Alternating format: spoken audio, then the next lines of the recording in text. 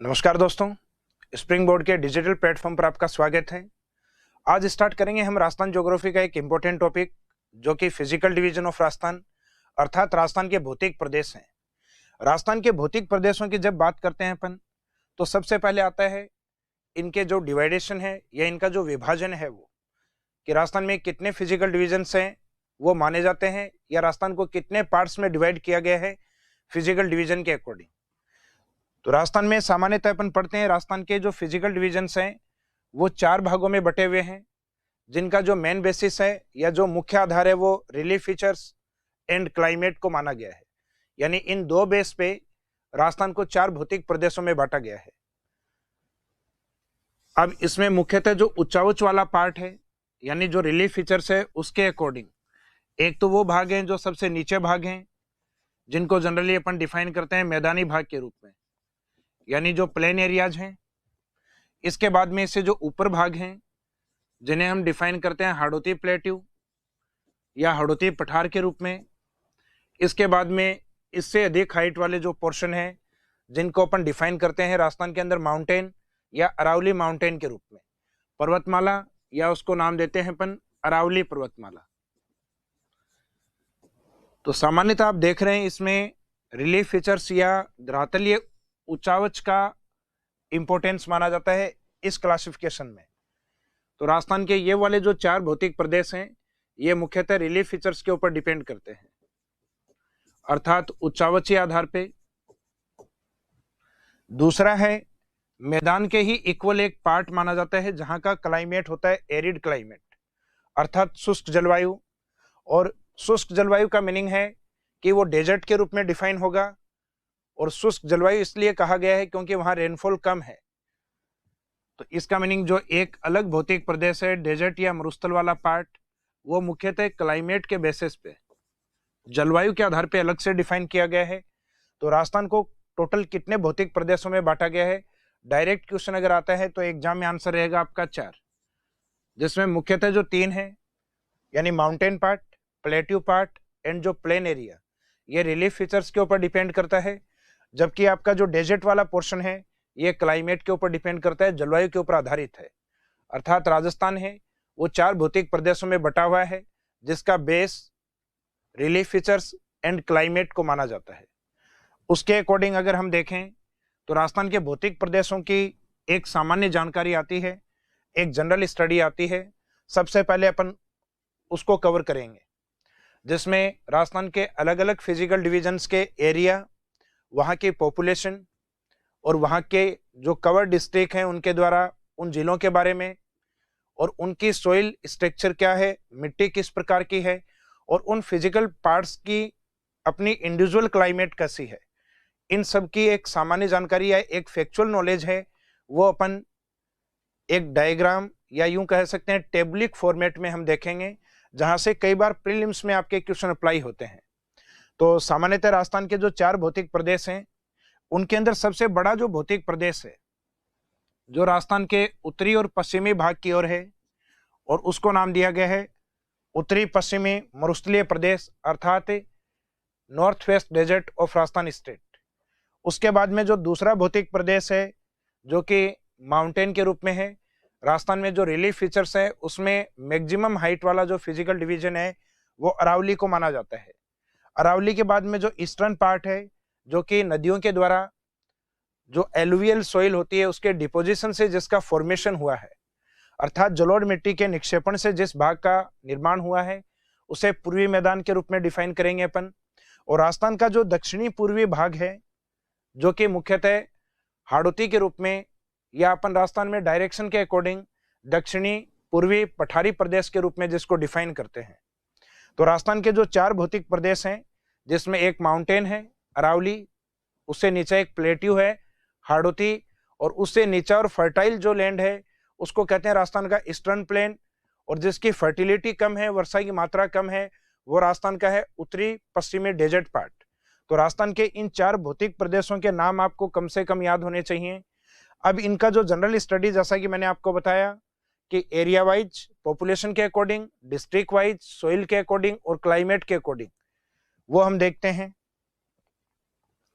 तो उसमें एक तो राजस्थान के जो 4 भौतिक प्रदेश हैं इनके नाम आपको, जैसा कि मैंने बताया कि जो वेस्टर्न पार्ट की ओर है वो डेजर्ट, डेजर्ट के ईस्ट की ओर चलेंगे अपन अरावली, अरावली के ईस्ट में चलेंगे अपन तो ईस्टर्न प्लेन, और राजस्थान के सदर्न ईस्टर्न की ओर चलेंगे तो हाड़ौती प्रदेश या माल प्रदेश या दक्षिणी पूर्वी पठारी भाग, सदर्न ईस्टर्न प्लेट्यू पोर्शन या प्लेट्यू फिजिकल पार्ट। अब इनमें इनके जो एरिया है वो कितने कितने हैं, तो ये चारों पोर्शन मिलकर राजस्थान को बनाते हैं, तो ये तो तय हो गया कि चारों भाग मिलके 100% हैं। अब उसमें अकेला डेजर्ट देखा जाए तो वो कितना है, अरावली का पार्ट कितना है, पूर्वी मैदान या ईस्टर्न प्लेन कितना है, और हाड़ौती या माल रीजन है ये कितना है। तो इसको अपन एक तरीके से देख सकते हैं, जैसे कि एक बार के लिए ये वाला जो पार्ट है ये राजस्थान मानिएगा आप, जिसमें राजस्थान का जो वेस्टर्न पार्ट है अर्थात अरावली को छोड़ के इधर वाला भाग, वो टोटल राजस्थान के एरिया में 61.11% पार्ट। अब इस 61 को जीरो के राउंड फिगर में लाने के लिए, जीरो का राउंड फिगर लाने का मीनिंग है 70 तक लाने के लिए अपने को कितने चाहिए, उतना एरिया अरावली का रहेगा। तो 61 को 70 के जीरो फिगर में लाने के लिए 9% की रिक्वायर्ड हमें है, तो वो 9% कौन लेकर आएगी, अरावली। और जब आप दो फिजिकल डिवीजन का एरिया देख चुके हैं 61 और उसको जीरो फिगर में कन्वर्ट करने वाली अरावली मींस 9%, तो नेक्स्ट वाला जो फिजिकल डिवीजन आपका होगा उसमें अपन बोलेंगे कि हमने पहले दो फिजिकल डिवीजन देखे हैं और उसके बाद में तीसरा पढ़ेंगे अर्थात 23% पार्ट, और लास्ट में आपका 100 में से बचा हुआ हाड़ौती वाला पार्ट यानी 61 और 9 70 और 70 के बाद में 23 मीन्स अप्रोक्सीमेट 93। 93 के बाद में 7% आपका शेष बचता है, लेकिन उसमें से भी 0.11 यहाँ आ चुका है, तो लास्ट वाला जो फिजिकल डिवीजन होगा ये सिर्फ 6.89। राजस्थान का सबसे छोटा जो भौतिक प्रदेश है यानी smallest physical division of Rajasthan वो हाड़ौती को माना जाता है, जबकि सबसे बड़ा भौतिक प्रदेश बिल्कुल इसके अपोजिट है, जो राजस्थान का नदर्न वेस्टर्न डेजर्ट है, उत्तरी पश्चिमी मरुस्थल है, उसको माना जाता है। तो इसी के अपन ने इस टेबुलिक फॉर्मेट में जो एरिया है वो 61.11, इसको जीरो फिगर में कन्वर्ट यानी 70 में कन्वर्ट करने के लिए अरावली 9%। जब ये दो हो चुके होते हैं तब लिखेंगे अपन 2 और तीसरा आ चुका है तो थर्ड, तो 2 और 3 यानी 23% भाग पे है ईस्टर्न जो प्लेन पार्ट है, पूर्वी मैदानी भाग है, और लास्ट वाला जो आपका है हाड़ौती के रूप में वो अप्रोक्सीमेट 7% पार्ट। उसके बाद में पॉपुलेशन या यहाँ की जनसंख्या के ऊपर बात होती है, तो आगे वाले जो दो पोर्शन है वो कहते हैं हमें एरिया में केवल आप लोगों ने 30% दिया जबकि आप लोगों ने इधर वालों ने 70 लिया है। तो नेक्स्ट पॉपुलेशन की बात ये करते हैं तो ये दोनों कहते हैं कि हम 50% पॉपुलेशन कवर करेंगे, जबकि आप लोग इधर वाले जो दो फिजिकल डिवीजन है आप लोग भी 50 रखिएगा, क्योंकि एरिया में आप लोगों ने ज्यादा लिया है, तो हम पॉपुलेशन में ऐसा नहीं होने देंगे कि 50 हमारे पास होगी और 50 आप लोगों के पास, और ये 50 है उसमें से अकेला डेजर्ट लेके अपने पास कितनी रखता है 40%, तो रिमेनिंग पार्ट किसके पास होगा, अरावली यानी 10%। फिर नेक्स्ट में आगे की ओर चलेंगे तो 40 में से एक लेस कर दीजिए 39, और यहाँ पे 10% में एक ऐड कर दीजिए यानी 11%।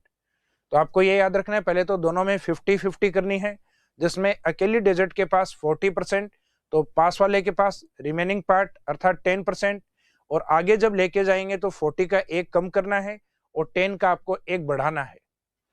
इसके बाद में हम देखते हैं नेक्स्ट कि जो फिजिकल डिवीजन है ये इंडिविजुअल राजस्थान के कितने जिलों को कवर करते हैं, अर्थात कितने जिलों में ये फैले हुए हैं।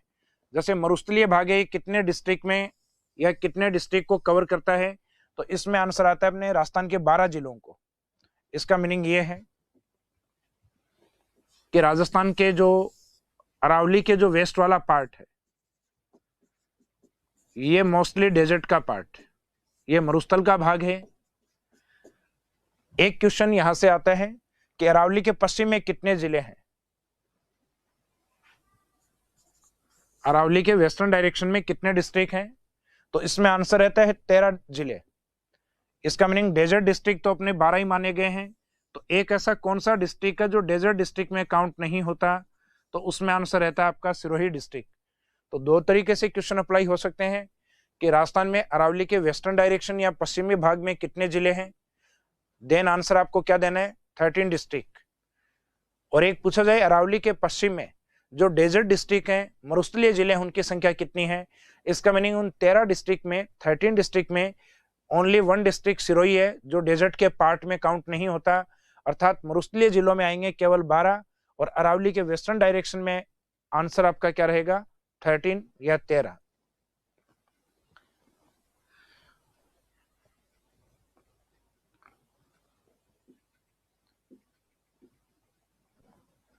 इसके बाद में हम देखते हैं राजस्थान का जो हाड़ौती पार्ट है जो अप्रोक्सीमेट 7% एरिया में है, इसका एक्सटेंशन 7 डिस्ट्रिक्ट में माना जाता है, 7 जिलों में माना जाता है। उसके बाद में इसमें 3 और जोड़िए, +3 करोगे तो मैदानी भाग का एरिया आ जाएगा कि 10 डिस्ट्रिक्ट में है। फिर उसके नेक्स्ट में अपन आते हैं तो +3 या -3, तो 10 में +3 करेंगे 13 और -3 करेंगे तो मेनली ये 7 डिस्ट्रिक्ट में माना गया है, मुख्यतः 7 जिलों में माना गया है। तो अगर एग्जाम में ऑप्शन अरावली के अंदर 7 डिस्ट्रिक्ट आता है तो आंसर यही रहेगा, और ये नहीं आएगा तो फिर बाद में 13 डिस्ट्रिक्ट, क्योंकि अपनी जो ऑथेंटिक बुक्स हैं उसमें एक आती है हिंदी ग्रंथ अकादमी की, उस हिंदी ग्रंथ अकादमी बुक्स के अकॉर्डिंग मेनली अरावली को 7 डिस्ट्रिक्ट में एक्सटेंट माना गया है, विस्तृत माना गया है। तो मुख्यतः अगर 7 जिले ऑप्शन में है तो आंसर अपना 7 डिस्ट्रिक्ट ही लिया जाएगा, और अगर 7 और 13 दोनों ऑप्शन में है तो भी फिर अपने को 7 ही लेना है। लेकिन ये 7 ऑप्शन में नहीं होने पे उस कंडीशन में अपने 13 डिस्ट्रिक्ट वाला आंसर सही मानना है। हालांकि अरावली वाला जो है इसमें बहुत सारे एक्सेप्शन केस हैं, बहुत सारे विवाद हैं इसमें कई बार अरावली को 12 डिस्ट्रिक्ट 12 जिलों में माना गया है, कई बार 13 डिस्ट्रिक्ट में, और कई बार इसको 7 डिस्ट्रिक्ट में। तो ये फैक्चुअल पॉइंट है, इसमें आंसर कई तरीके से लिए जाते हैं। बाकी जो फिजिकल डिवीजन है उनमें जैसा आपको लिखवाया हुआ है सिंगल डिजिट, वो आपको याद रखना है। याद आप पहले डेजर्ट से करें, डेजर्ट 12 डिस्ट्रिक्ट या 12 जिलों में विस्तृत है, बाद में उस साइड से 7 +3 10, फिर +3 या -3, यानी 10 में 3 ऐड कीजिए या उसमें से लेस करना है, घटाना है अपने को। उसके बाद में हम बात करते हैं सॉइल स्ट्रक्चर की, यानी इस क्षेत्र में किस प्रकार की मृदा पाई जाती है। तो मोस्टली राजस्थान का जो डेजर्ट वाला पार्ट है जहां सैंड स्टोन पाया जाता है, उस सैंड स्टोन के इरोजन या अपर्दन के कारण उस भाग में पाई जाने वाली जो सॉइल या मिट्टी है उसको नाम दिया जाता है सैंडी सॉइल या बलुआ मिट्टी के रूप में। दूसरा अरावली माउंटेन है, तो माउंटेन पार्ट में पाई जाने वाली मिट्टी को एक तो माउंटेन सॉइल, पर्वतीय मिट्टी, पर्वतीय मिट्टियों में सामान्यतः एग्रीकल्चर नहीं होती या बहुत कम होती है। पर्वतों के ऊपर सामान्यतः आप जो देखते हैं वो वेजिटेशन या वनस्पति होती है। तो इन क्षेत्रों में वन अधिक पाए जाने के कारण उस सॉइल को अपन फॉरेस्ट सॉइल के नाम से या वन्य मिट्टी के नाम से भी डिफाइन करते हैं। तो अरावली के ऊपर पाई जाने वाली जो मिट्टी है ये अपने आप में माउंटेन और फॉरेस्ट सॉइल के रूप में डिफाइन होती है, अर्थात पर्वतीय मिट्टी और वन्य मिट्टी के रूप में। इसके बाद में जो नेक्स्ट आता है मैदानी भाग। मैदानी भाग में जल बहता है और बहते हुए जल के द्वारा जिस सॉइल का डिपोजिशन किया जाता है उसको कहते हैं जलोढ़ मिट्टी या एलुवियल सॉइल, अर्थात कछारी मिट्टी के नाम से भी इसको जाना जाता है। और लास्ट जो हाड़ौती पठार है जिसका फॉर्मेशन ज्वालामुखी के लावे से अर्थात बेसाल्ट लावे के द्वारा हुआ है, और जिन क्षेत्रों में मुख्यतः बेसाल्ट लावा पाया जाता है उसके इरोजन या अपर्दन के बाद उस साइड में जिस सॉइल का फॉर्मेशन होता है वो होती है ब्लैक सॉइल। तो राजस्थान के हाड़ौती क्षेत्र में पाई जाने वाली मिट्टी को ब्लैक सॉइल या इसको रेगुर सॉइल, या इसमें कपास का उत्पादन अधिक होने के कारण अर्थात कॉटन का प्रोडक्शन अधिक होने के कारण इसको कॉटन सॉइल भी कहा जाता है। तो हाड़ौती की मिट्टी अपनी ब्लैक सॉइल या कॉटन सॉइल के रूप में, प्लेन एरिया में अपनी एलुवियल सॉइल के रूप में, अरावली के अंदर अपनी माउंटेन सॉइल और वन अधिक होने के कारण फॉरेस्ट सॉइल, और स्टार्टिंग में जो डेजर्ट वाला पार्ट है वहां सैंडी सॉइल अधिक होती है। उसके बाद में हम चलते हैं इनके क्लाइमेट के ऊपर। क्लाइमेट में जनरली हम देखते हैं राजस्थान का जो पश्चिमी भाग है अर्थात जो डेजर्ट वाला पार्ट है उसको क्लाइमेटिक कंडीशन के अकॉर्डिंग 2 पार्ट्स में डिवाइड किया जाता है, एक एरिड डेजर्ट और थोड़ा बहुत ईस्ट की ओर आते हैं तो सेमी एरिड डेजर्ट, अर्थात शुष्क मरुस्थल और अर्ध शुष्क मरुस्थल। तो उसी की तरीके से वहां की क्लाइमेट को भी डिफाइन किया जाता है arid and semi arid climate, अर्थात शुष्क एवं अर्ध शुष्क जलवायु। और उसके बाद में आप आगे कंटिन्यू चलते हैं अरावली, पूर्वी मैदान और हाड़ौती की ओर। तो वर्षा की मात्रा कंटिन्यू बढ़ती जाएगी हाड़ौती की ओर, अर्थात झालावाड़ की ओर। तो उसमें अरावली है, वहां पे एवरेज से कम वर्षा है, तो इसको सब ह्यूमिड या उपाद्र वर्षा या उपाद्र जलवायु के नाम से जानते हैं। आगे मैदानी भाग में जाते हैं तो वहां एवरेज रेनफॉल है, जिसको ह्यूमिड क्लाइमेट अर्थात आर्द्र जलवायु के नाम से। और लास्ट वाले में एवरेज से अधिक वर्षा है, इसका मीनिंग उसको वेरी ह्यूमिड या अति आर्द्र के नाम से लिखा जाता है। मीनिंग ये हुआ कि डेजर्ट से और हाड़ौती की ओर कंटिन्यू जो आपके जलवायु प्रदेश हैं या जो क्लाइमेट रीजन है, उनको नाम दिया गया है रेनफॉल की क्वांटिटी के अकॉर्डिंग, वर्षा की मात्रा के अकॉर्डिंग। जहां वर्षा कम है वो शुष्क और अर्ध शुष्क, जहां एवरेज से थोड़ी कम है तो उसको हमने कहा उपाद्र या सब ह्यूमिड, और जहां एवरेज बारिश है उसको ह्यूमिड, और एवरेज से अधिक है उसको वेरी ह्यूमिड अर्थात अति आर्द्र के नाम से जानते हैं। तो ये जनरल स्टडी है राजस्थान के भौतिक प्रदेशों के बारे में, जो कम से कम आपको पता होना चाहिए, क्योंकि यहाँ से कई बार एग्जाम में सीधे क्वेश्चन उठाए गए हैं। जैसे राजस्थान में जो डेजर्ट एरिया है वो कितना परसेंट है, तो 61.11% पार्ट, जिसको कई बार डिवाइड बाई में यह भी लिखा जाता है 2/3। हालांकि इसका परसेंट है वो ज्यादा बनता है, लेकिन अप्रोक्सीमेट में इसको सही माना जाता है, परसेंटेज वाइज इसको माना जाएगा 61.11%। एक ये क्वेश्चन जो जनरली एग्जाम में पूछ लिया जाता है कि राजस्थान में जो डेजर्ट पोर्शन है वो कितने डिस्ट्रिक्ट को कवर करता है, तो उसमें आंसर रहता है अपने 12 डिस्ट्रिक्ट को। इसके बाद में राजस्थान के जो फिजिकल डिवीजन है उनको हम इंडिविजुअली स्टार्ट करेंगे, जिसमें सबसे फर्स्ट पार्ट होगा वो लेंगे अपन राजस्थान का नदर्न वेस्टर्न डेजर्ट अर्थात उत्तरी पश्चिमी मरुस्थल।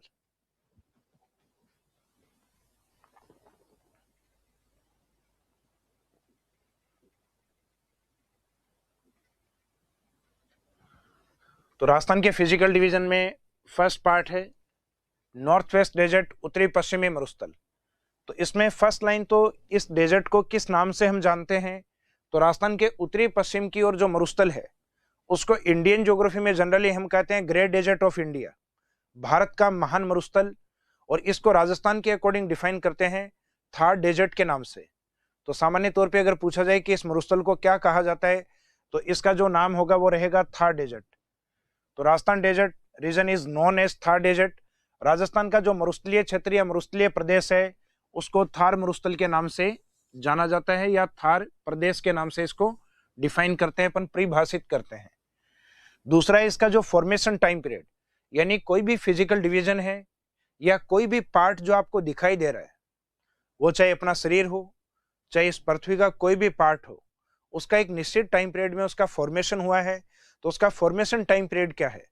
तो ऐसा राजस्थान के नॉर्थ वेस्ट डेजर्ट के बारे में अगर पूछा जाए कि इसका निर्माण काल क्या है, तो उसके निर्माण के बारे में बताया जाता है कि टर्सरी टाइम पीरियड जो आपके जीटीएस वाले पार्ट में आएगा, यानी जो जियोलॉजिकल टाइम स्केल जो है उस टॉपिक में आप पढ़ते हैं, तो ये टाइम स्केल आती है ज्योग्राफी के अंदर। तो उसमें डेजर्ट का जो फॉर्मेशन टाइम पीरियड है उसमें माना गया एक तो टर्सरी टाइम पीरियड और एक जो क्वार्टनरी पीरियड है, यानी जो चतुर्थ युग है उसका प्राइमरी पोर्शन, यानी चौथे युग का जो प्राइमरी पोर्शन है जिसको नाम दिया गया है प्लीस्टोसिन पार्ट। तो राजस्थान के मरुस्थल का जो निर्माण है वो एक तो टर्सरी टाइम पीरियड में और एक दूसरा जो क्वार्टनरी पीरियड है उसके प्राइमरी पोर्शन अर्थात प्लीस्टोसिन पार्ट में हुआ है। जो टर्सरी वाला है ये इसमें मेन माना जाता है। तो डेजर्ट का अगर फॉर्मेशन टाइम पीरियड पूछा जाए तो आंसर रहेगा आपका टर्सरी पीरियड या टर्सरी काल। अब निर्माण के बाद में डेजर्ट का अपना एक एक्सटेंशन या इसका एक विस्तार है, तो ये कितने पोर्शन में लेंथ वाइज, ब्रीथ या चौड़ाई के अकॉर्डिंग, या एवरेज हाइट या औसत ऊंचाई के अकॉर्डिंग। तो राजस्थान में सामान्यतः जो मरुस्थल की लंबाई मानी जाती है 640 किलोमीटर, जो कि अपन डायग्राम में इस तरीके से देख सकते हैं कि अरावली के वेस्टर्न डायरेक्शन में पश्चिमी भाग में जो टोटल डेजर्ट की लेंथ है यह 640 किलोमीटर।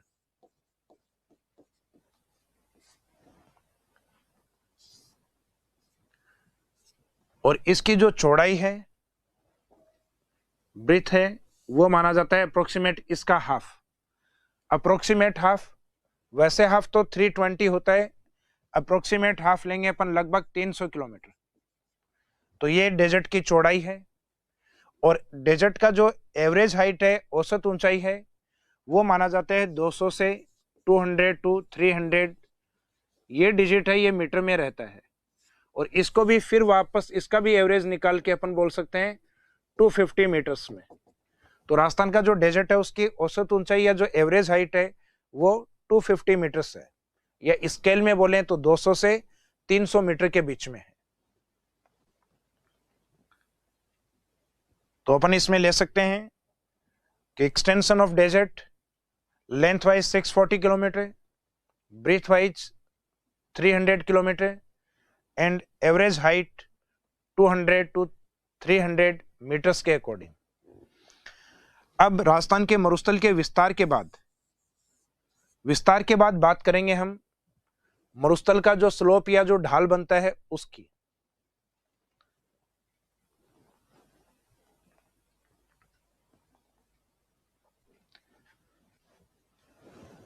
स्लोप ऑफ डेजर्ट, मरुस्थल का ढाल। तो मरुस्थल के ढाल का मीनिंग है कि राजस्थान का जो डेजर्ट वाला पोर्शन है उसमें ड्रेनेज सिस्टम आपका किस डायरेक्शन में जाता है। ड्रेनेज सिस्टम यानी हमारे यहाँ की जो नदियां हैं या हमारे यहाँ का जो अपवाह तंत्र है वो किस तरीके से बहता है, उसके अकॉर्डिंग इसको डिफाइन किया जाता है। तो आमतौर पे अपन देखते हैं राजस्थान के अंदर बहने वाली जो रिवर्स हैं, जिसमें मुख्यतः टारगेट करेंगे जो नॉर्थ और वेस्ट की ओर बहने वाली प्रमुख नदियां हैं उनको, यानी उत्तर पश्चिम की ओर बहने वाली जो मेन रिवर्स हैं,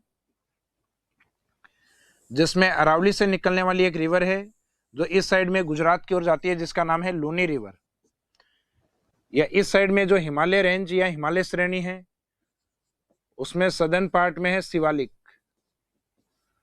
शिवालिक रेंज से राजस्थान की ओर आने वाली और पाकिस्तान की ओर जाने वाला जो रिवर है उसका नाम है घग्गर रिवर। तो इन रिवर्स को अगर आप लेके एक साइड में और उनको अगर डिवाइड करके देखें डायरेक्शन वाइज, तो राजस्थान का जो स्लोप है ये आपको पता लग जाएगा डेजर्ट की ओर north east to south west, यानी ढाल है इसका वो उत्तर पूर्व से और दक्षिण पश्चिम की ओर है।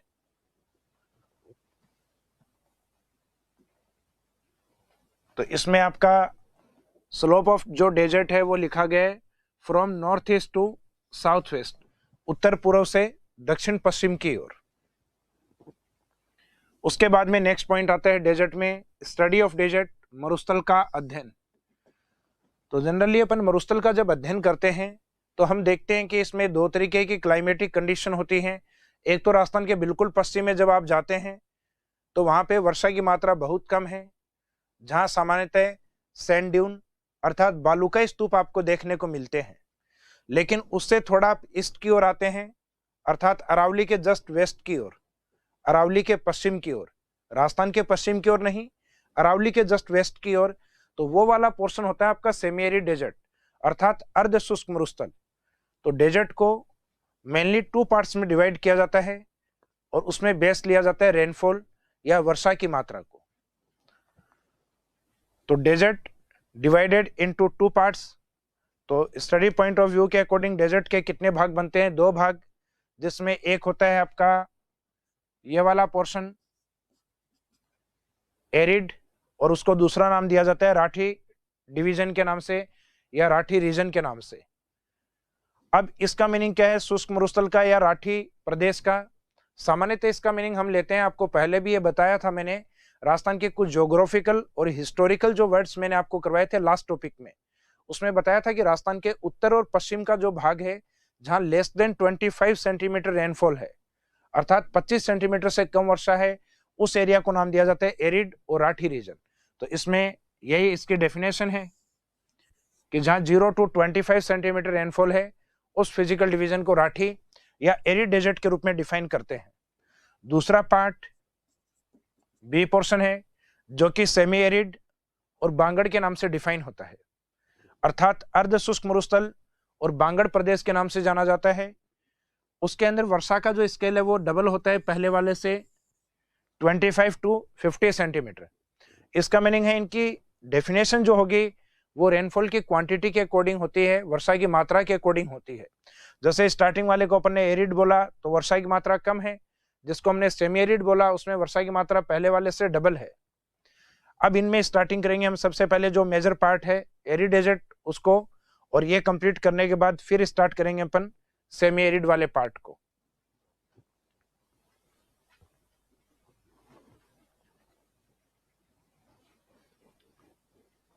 तो सामान्यतः जो 25 सेंटीमीटर आइसो हाइट यानी जो समवर्षा रेखा है वो राजस्थान के डेजर्ट को टू पार्ट्स में डिवाइड करती है। एक तो एरिड डेजर्ट एरिया और दूसरा होता है सेमी एरिड डेजर्ट या बांगर्ड रीजन। बांगर या बांगर्ड रीजन के नाम से इसको डिफाइन करते हैं। बांगर्ड रीजन वाला जो पार्ट है ये 25 से लेके अरावली तक अर्थात 50 सेंटीमीटर के बीच लोकेटेड माना जाता है, के मध्य स्थित माना जाता है। तो इसमें नीचे एक लाइन आपके लिखी हुई है कि 25 सेंटीमीटर जो रेनफॉल है या जो आइसो हाइट्स है ये राजस्थान के डेजर्ट पार्ट को टू पार्ट्स में डिवाइड करती है। हालांकि ये जो दोनों पार्ट्स हैं एरिड और सेमी एरिड पार्ट ये दोनों इक्वल नहीं होते, अर्थात इन दोनों का एरिया एक जैसा नहीं है। इसमें जो एरिड डेजर्ट वाला पोर्शन है उसका एरिया ज्यादा माना जाता है, जबकि जो सेमी एरिड वाला जो पार्ट है हालांकि ये देखने में आपको ज्यादा लग रहा है क्योंकि इसके 4 पार्ट्स हैं, जबकि सामान्यतः इसका जो एरिया है ये एरिड डेजर्ट की तुलना में कम होता है। तो इसमें लिखा है अपन ने कि मरुस्थल को 2 भागों में बांटती है कौन, 25 सेंटीमीटर आइसो हाइट्स, और वो 2 भाग कौन से हैं, arid and semi arid part, शुष्क और अर्ध शुष्क भाग। तो इसके डेफिनेशन अगर पूछी जाए 25 सेंटीमीटर आइसो हाइट की तो इसका मीनिंग रहेगा it divides the desert into 2 parts which are dry desert and semi arid desert के रूप में।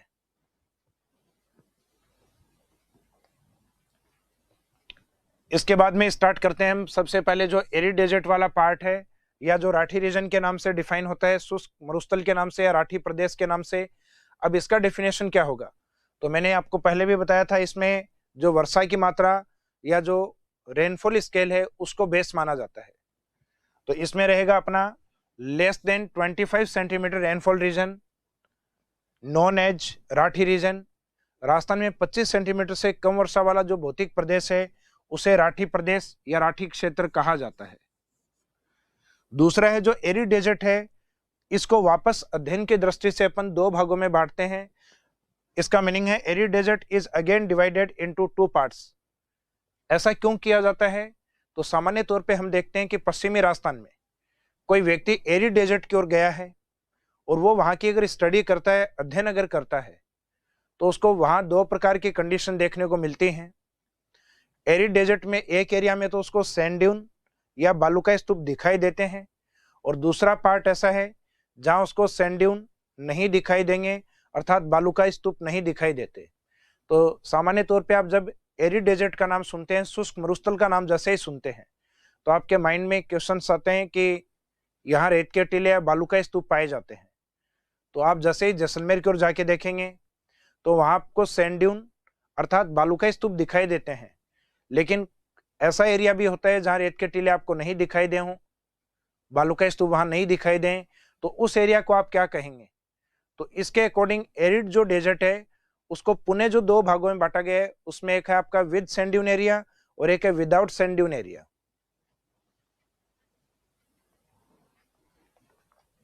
तो एरिड डेजर्ट को या शुष्क मरुस्थल को अगर हम टारगेट करते हैं तो इसको वापस अध्ययन के अकॉर्डिंग 2 भागों में डिवाइड किया है, जिसमें एक विदाउट सैंड ड्यून जिसको कहते हैं बालू का स्तूप मुक्त एरिया, अर्थात जहां रेत के टीले नहीं पाए जाते। अगर एरिड डेजर्ट की अपन स्टडी या अध्ययन कर रहे हैं तो इस पोर्शन को अपने आप में रिसर्च में कितना % मानेंगे अपन, 100%, जिसमें से जो विदाउट सैंड ड्यून्स एरिया है वो 41.5 अर्थात 41.5% भाग।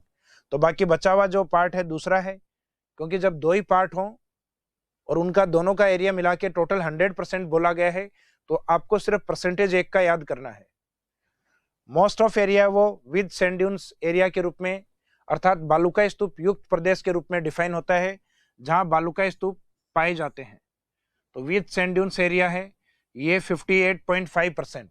ये भी जनरली कई बार फैक्ट के रूप में पूछ लिया जाते हैं कि राजस्थान में एरिड डेजर्ट का कितना पोर्शन विद सैंड ड्यून है, बालुकाई स्तूप युक्त है, तो लगभग 58.5%, और जो रिमेनिंग पार्ट है यानी 41.5 वो विदाउट सैंड ड्यून एरिया है। अब बालुकाई स्तूप क्यों है, ये तो लगभग स्टूडेंट को ध्यान है कि उस एरिया में विंड्स हैं जिनके साथ जो सैंड है वो चलती है, मिट्टी चलती है और उसका डिपोजिशन होता है। डिपोजिशन या तो जो विंड्स की स्पीड धीमी हो जाती है, स्लो हो जाती है, या उसके सामने कोई बैरियर या कोई अवरोध आ जाता है, तो जो चलने वाली हवाएं होती हैं वो सोइल का डिपोजिशन करना स्टार्ट कर देती हैं। देन जो फॉर्म्ड स्ट्रक्चर होती है, तब जो बनने वाली स्थलाकृति होती है उसको हम बालुकाई स्तूप कहते हैं। लेकिन डेजर्ट का बहुत सारा एरिया ऐसा भी है जहां सैंड ड्यून्स नहीं बनते।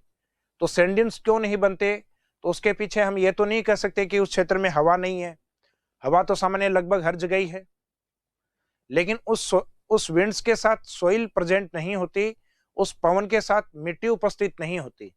तो मिट्टी उपस्थित नहीं होती तो उसका डिपोजिशन या निक्षेपण भी नहीं हो पाता। तो पवन के साथ मिट्टी क्यों नहीं है, क्योंकि उस एरिया का जो पार्ट है वो मोस्टली रॉकी डेजर्ट के रूप में है, अर्थात पथरीले मरुस्थल के रूप में है। तो विदाउट जो सैंड ड्यून एरिया उसका रीजन है या उसका मेन कॉज है कि रॉकी डेजर्ट। अब रॉकी डेजर्ट को ज्योग्राफी में एक शब्द के द्वारा डिफाइन करते हैं जिसका नाम है हमादा। तो Rocky desert non as Hamada, पथरीले मरुस्थल को हमादा कहा जाता है। अब इसका एरिया जनरली एग्जाम में पूछ लिया जाता है कि हमादा राजस्थान के मैक्सिमम कौन से डिस्ट्रिक्ट को कवर करता है। तो राजस्थान का जो लार्जेस्ट डिस्ट्रिक्ट या जहां डेजर्ट का मैक्सिमम एरिया है उस डिस्ट्रिक्ट में यह सर्वाधिक पाया जाता है। हालांकि जैसलमेर इतना बड़ा है कि वहां विदाउट सैंड ड्यून एरिया अर्थात हमादा और रॉकी डेजर्ट भी मैक्सिमम है, और वहां पे राजस्थान में सैंड ड्यून वाला जो पार्ट है वो भी मैक्सिमम माना जाता है। इसका मीनिंग ये हुआ कि राजस्थान में पथरीला मरुस्थल हमादा सर्वाधिक जैसलमेर में है, और जहां सैंड ड्यून्स पाए जाते हैं, बालुकाई स्तूप पाए जाते हैं, वो भी सर्वाधिक एरिया वाइज जैसलमेर में है। तो इसके मेन एरिया कौन कौन से हैं, यहां से आपके मेंस में एग्जाम में क्वेश्चन अप्लाई हो सकता है हमादा के ऊपर, 15 वर्ड्स या 15 शब्दों के ऊपर हमादा को डिफाइन करना हो तो इसका मीनिंग क्या होगा। तो डेफिनेशन आपकी वहां से होगी कि एरिड डेजर्ट का जो पार्ट है उसमें जो रॉकी डेजर्ट है उसको हमादा कहा जाता है। तो in arid desert part rocky desert is known as hamada, और उसका जो एक्सटेंट एरिया या विस्तार का जो क्षेत्र है वो मुख्यतः आपका जैसलमेर, बाड़मेर और जोधपुर वाला पार्ट माना जाता है। तो इसमें हमादा वाला जो पार्ट है उसके बारे में एरिया लिखा गया है, मैक्सिमम जैसलमेर, सर्वाधिक जैसलमेर, उसके बाद में बाड़मेर और जोधपुर। जैसलमेर में कुछ विशेष एरिया इसमें इंडिकेट किए गए हैं, जैसे एक तो आपका न्यूक्लियर टेस्ट वाला पार्ट पोखरन, एक आता है इसमें लोदरवा, उसके बाद में एक आता है रामगढ़।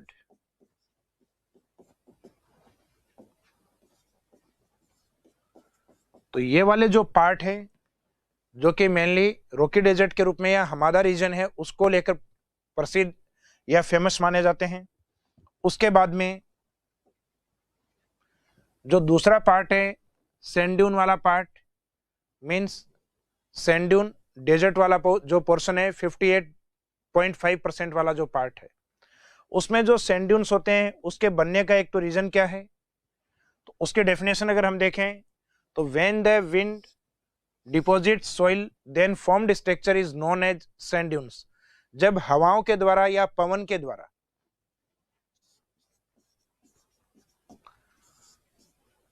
मिट्टी या सोइल का डिपोजिशन किया जाता है, मिट्टी का निक्षेपण किया जाता है, तो जो डिपोजिशन किया जाता है उससे बनने वाली जो स्ट्रक्चर होती है उस स्ट्रक्चर को हम कहते हैं ड्यून्स या बालुकाई स्तूप। अब वो स्ट्रक्चर किस प्रकार की आपको दिखती है उसके अकॉर्डिंग उसके टाइप्स माने जाते हैं कि इस प्रकार का दिखता है, यानी जो डिपॉजिट सोइल है उसके स्ट्रक्चर को देख के उसके टाइप्स हैं उनको डिफाइन किया जाता है। एक आप ये ध्यान रखें कि बालुकाई स्तूप बनते हैं, लेकिन ये मैक्सिमम किस एरिया में बनते हैं, जैसा कि मैंने आपको बताया कि पत्थर वाला जो डेजर्ट है हमादा वो जैसलमेर में है, और जैसलमेर काफी बड़ा होने के कारण यहाँ पे सैंड ड्यून भी मैक्सिमम है, अर्थात पत्थर वाला मरुस्थल भी अधिक है, और रेत वाला जो बालुकाई स्तूप है वो भी यहाँ सर्वाधिक है। तो इसी में नेक्स्ट लाइन यही है, in Rajasthan this sand dune maximum in Jaisalmer, यानी राजस्थान में जो बालू का स्तूप है वो सामान्यतः किस एरिया में पाए जाते हैं अधिक, जैसलमेर की ओर। और ऑल टाइप सैंड ड्यून्स की बात अगर हो, यानी सभी प्रकार के बालू का स्तूप की अगर बात हो, तो ऑल टाइप सैंड ड्यून्स आपको देखने को मिलेंगे जोधपुर में। इसका मीनिंग यह है कि राजस्थान में जब बालू का टीलों की संख्या की अगर बात हो, अर्थात मैक्सिमम सैंड ड्यून की बात हो, तो आंसर आपका जैसलमेर रहता है। लेकिन बालू का स्तूप के ऑल टाइप्स या सभी प्रकार की बात हो तो आंसर आपका जोधपुर रहता है। अब राजस्थान के जो मेन सैंड ड्यून है उनके बारे में मेंस में पूछा जा सकता है कि सैंड ड्यून मीन्स क्या होता है और उसके टाइप्स हैं या उसके प्रकार हैं, उनको डिफाइन कीजिए। तो सैंड ड्यून का मीनिंग क्या होता है ये तो आपको बता दिया कि जब पवन या हवा है सोइल डिपॉजिट करती है तो उसके द्वारा जो फॉर्म्ड स्ट्रक्चर होता है, निर्मित जो स्थलाकृति होती है, उसको सैंड ड्यून कहा जाता है। अब वो जमाव किस रूप में होता है उसके अकॉर्डिंग उसको डिफाइन करते हैं अपन। तो इसमें अपन देखेंगे टाइप्स ऑफ सैंड ड्यून, बालू का स्तूप के प्रकार। तो इसमें एक प्रमुख प्रकार आता है क्रिस्चियन शेप, अर्थात अर्धचंद्राकार बालू का स्तूप। तो अर्धचंद्राकार बालू का स्तूप किसको कहा जाता है? तो सामान्यतः हर एक जो डेफिनेशन होगी उसमें कुछ कॉमन वर्ड रहेंगे आपके, जैसे पवन के द्वारा मिट्टी का जमाव, when the winds deposit soil then formed structure sand dune। जब पवन के द्वारा मिट्टी का जमाव किया जाता है तो बनने वाली स्थलाकृति को बालू का स्तूप कहते हैं। ये जनरल डेफिनेशन है जो सभी प्रकार के बालू का स्तूपों में स्टार्टिंग में लिखी जाती है। उसके बाद में वो जो सोइल डिपोजिशन है वो किस स्ट्रक्चर में है, अर्थात जब पवन के द्वारा मिट्टी का जमाव है वो क्रिस्चियन शेप में होता है, देन फॉर्म्ड स्ट्रक्चर किस रूप में डिफाइन होती है, बरखान के रूप में। यानी जब पवन के द्वारा मिट्टी का जमाव है वो अर्धचंद्राकार रूप में होगा तो उनको बरखान सैंड ड्यून कहेंगे।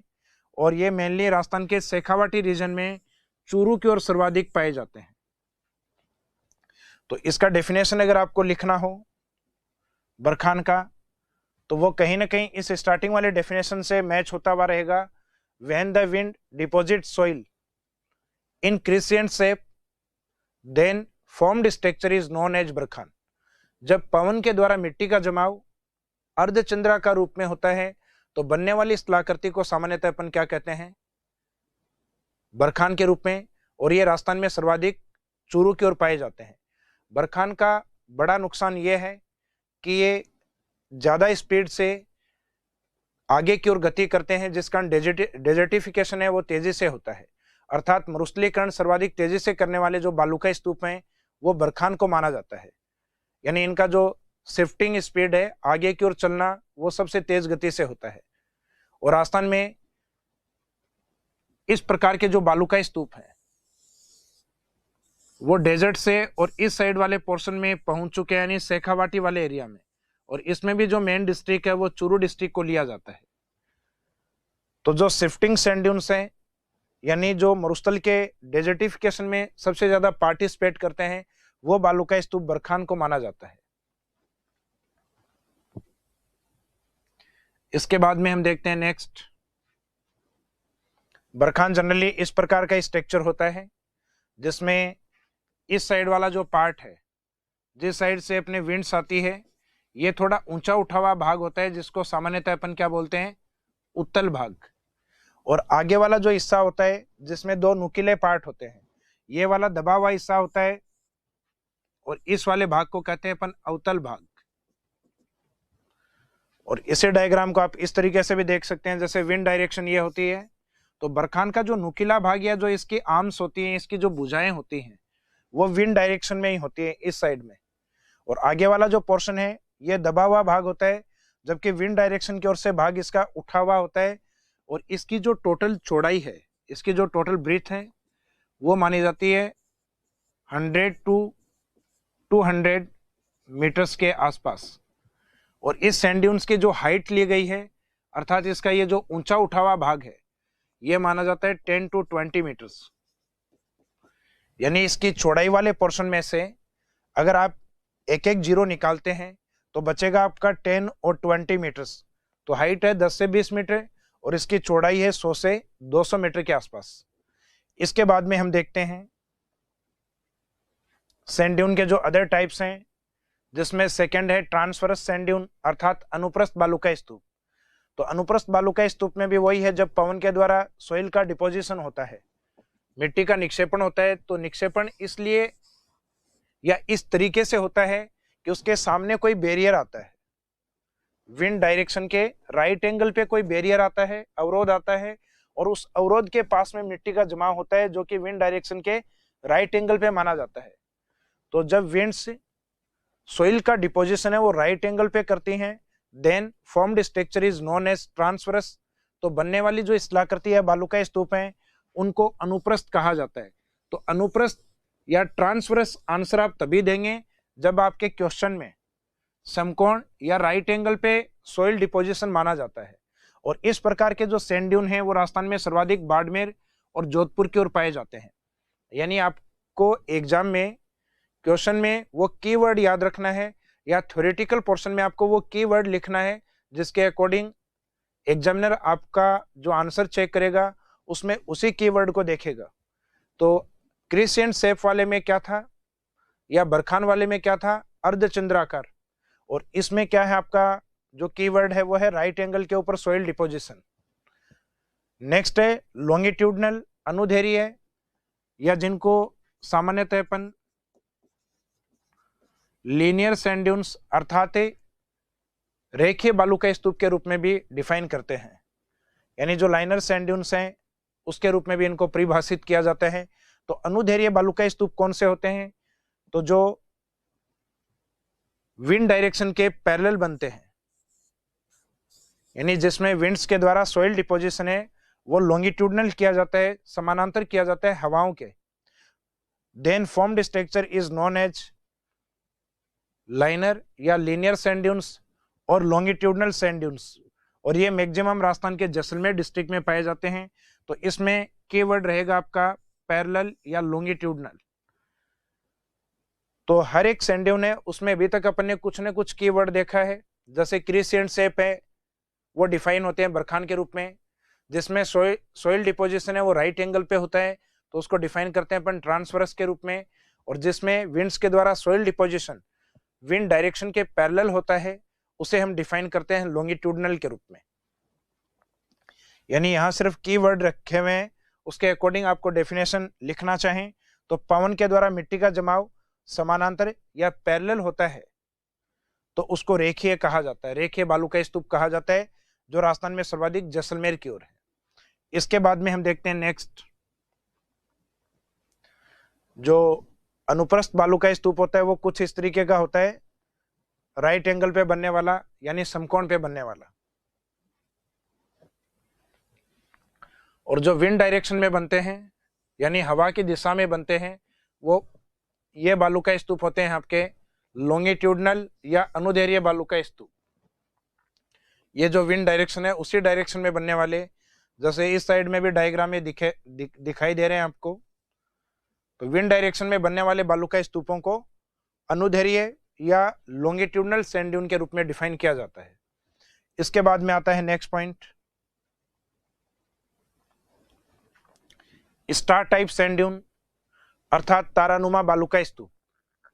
तो जो तारानुमा बालू का स्तूप है वो आता है मुख्यतः अपने जैसलमेर वाले पार्ट की ओर, और राजस्थान के नदन पार्ट में जो डिस्ट्रिक्ट है गंगानगर उसका एक पार्ट आता है सूरतगढ़। उस सूरतगढ़ वाले पार्ट के पास जब इरेगुलर विंड्स यानी अस्थायी पवनें या अनिश्चित हवाएं चलती हैं, यानी जिनके चलने की डायरेक्शन या दिशा फिक्स नहीं होती, उसको कहा जाता है अनिश्चित हवाओं के द्वारा, या जो जिनकी दिशाओं में परिवर्तन होता है, या अनियमित हवाएं। तो वो अनियमित हवाएं इस प्रकार का सोइल डिपोजिशन करती हैं जिसमें 3 और मोर देन 3 आर्म्स होती हैं, जिसमें 3 या 3 से अधिक भुजाएं होती हैं। तो जो फॉर्म्ड स्ट्रक्चर होता है या बनने वाली स्थलाकृति होती है उसको तारानुमा बालू का स्तूप कहा जाता है। मीनिंग ये हुआ कि इस प्रकार का कोई बालू का स्तूप जिसमें आपको 3 भुजाएं दिखाई देती हैं वो स्टार टाइप सैंड ड्यून्स के रूप में डिफाइन किया जाएगा। तो इसके डेफिनेशन है, star type sand dune mostly located in sandy desert, मुख्यतः तारानुमा बालू का स्तूप होते हैं रेतीले मरुस्थल में स्थित हैं। It is formed by irregular winds, जो कि अनियमित हवाएं यानी कभी इस साइड से विंड्स डायरेक्शन होती है, कभी इस साइड से और कभी इस साइड से, यानी हवाओं की जो डायरेक्शन है वो निश्चित नहीं होती, इरेगुलर विंड्स मानी जाती है, अनियमित हवाएं मानी जाती हैं। और फिर बनने वाला जो स्ट्रक्चर होता है उसमें 3 और मोर देन 3 आर्म्स मानी जाती हैं। तो इसमें आप वो भी आगे लिख सकते हो कि इसमें 3 या 3 से अधिक भुजाएं होती हैं। तो arms of star type sand dune 3 और मोर, यानी 3 या 3 से अधिक उसकी भुजा मानी जाती हैं। उसी को अपन किस रूप में डिफाइन करेंगे? स्टार ड्यून्स के रूप में।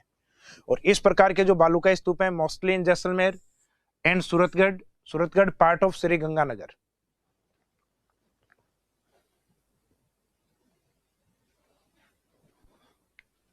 स्टार टाइप सैंड ड्यून जैसे कि इस वाले डायग्राम में आप देख रहे हैं, एक तो ये वाली भुजा है, दूसरी ये वाली भुजा है, इसमें एक ये भुजा है।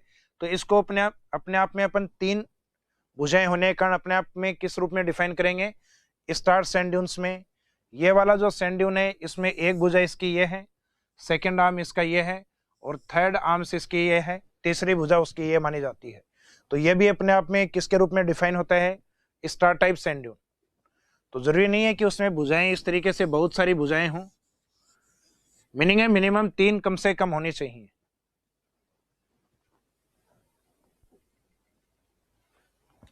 नेक्स्ट आता है पैराबोलिक। तो पैराबोलिक सैंड ड्यून का मीनिंग ये होता है, आमतौर पे आप जब बरखान को देखते हैं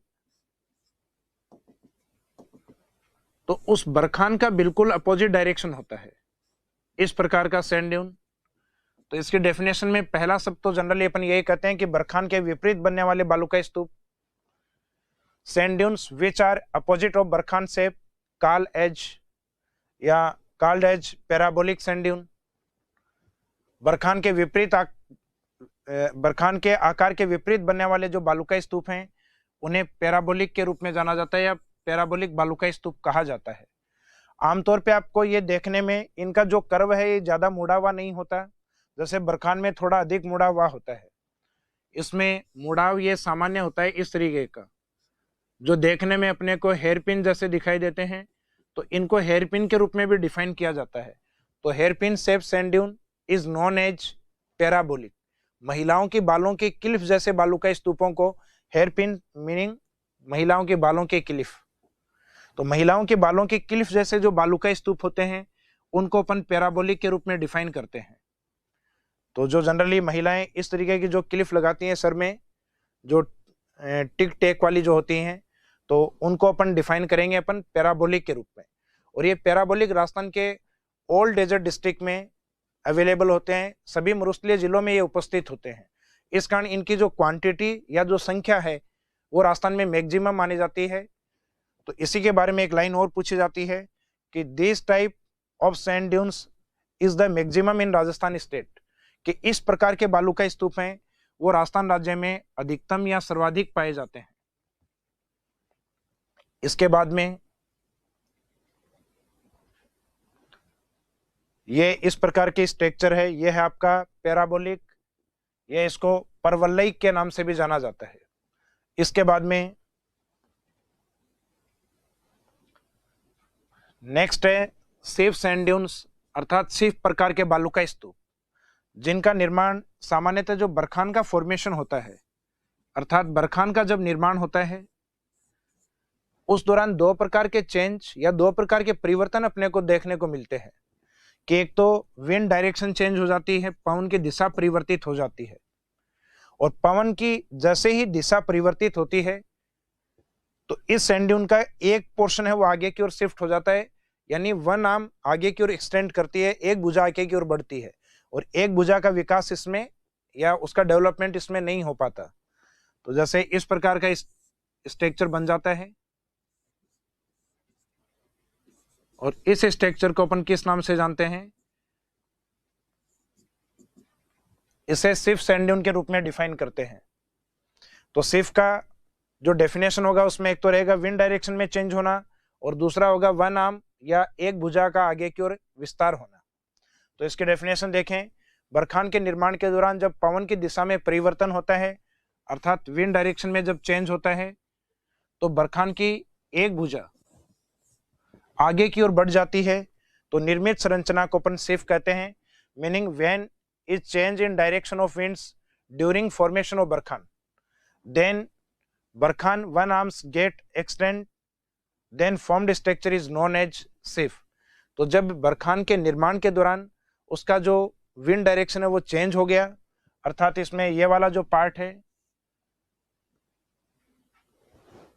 change in direction of wind, ये वाला एक तो इंपॉर्टेंट है। उसके बाद में दूसरा पार्ट है वन आर्म गेट एक्सटेंड, कि उसकी एक भुजा आगे की ओर बढ़ेगी। तो उसी स्ट्रक्चर को बाद में लास्ट में हम किस रूप में डिफाइन करेंगे, सिर्फ सैंड ड्यून के रूप में।